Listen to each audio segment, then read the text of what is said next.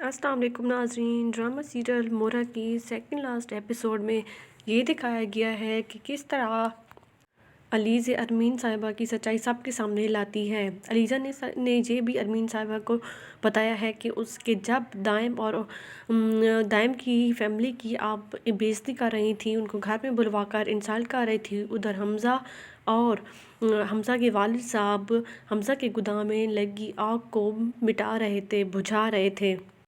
अलीज़ा अरमीन बेगम की ये सारे करतूत सबके सामने ला रही होती है, जिसे हमज़ा भी पीछे खड़े होकर सुन रहा होता है।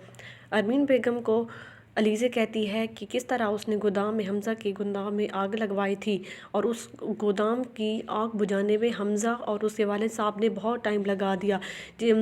और अरमीन बेगम उल्टा गुस्सा होने लग जाती है अलीज़ा पे कि तो ये सब तुम्हारी वजह से हुआ है, तुम जब से इस घर में आई हो इस घर में कोई काम सीधा नहीं हो रहा। तो सिकंदर उसे कहता है कि ये तो तुम्हारी जुर्रत कैसे हुई, तुम ऐसा कभी कुछ नहीं कर पाओगी। अब अलीज़ा कहती है कि मैं तब तक सांस नहीं लूँगी जब तक तुम लोगों को ज़मीन पर ना लेके आ जाऊँ। सिकंदर कहता है कि तब तक तुम ज़िंदा रहोगी तो तब करोगी ना, मैं तुम्हें अभी ही मार डालूँगा। तो अलीज़ा के जैसे ही वो गला दबाने लग जाता है उसे मारने के लिए, तो ऊपर से हमज़ा आ जाता है और इनको छुड़वाने लग जाता है।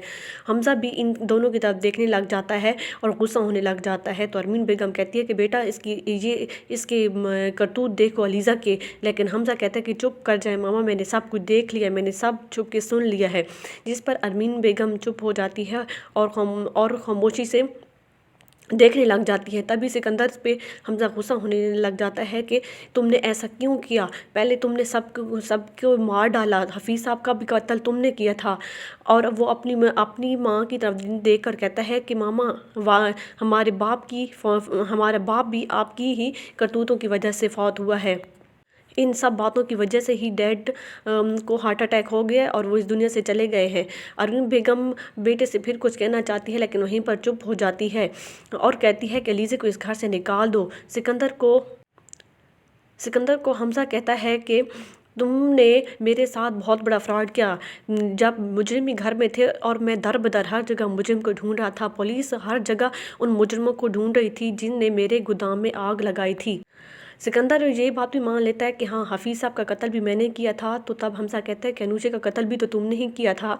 तो और सिकंदर अपने इस बात पे एतराफ़ कर लेता है कि हाँ, मैंने कत्ल किया था। हमज़ा कहता है कि क्यों, क्या जो भी तुम्हारे आगे आएगा, जो तुम्हारी बात नहीं मानेगा, तुम उससे ऐसे कत्ल कर दोगे। सिकंदर कहता है कि हाँ, मैं सबको इसी तरह मार डालूंगा जो मेरी बात नहीं मानेगा। तभी ऊपर से पुलिस आ जाती है और अरमीन बेगम को गिरफ़्तार करने का कहती है कि इसने हमज़ा साहब की गोदाम में आग लगवाई थी। उधर फिर वो सिकंदर जलाने लग जाता है तो सिकंदर को भी पुलिस कहती है कि आपको हफीज़ साहब के कत्ल में पकड़ा जाएगा।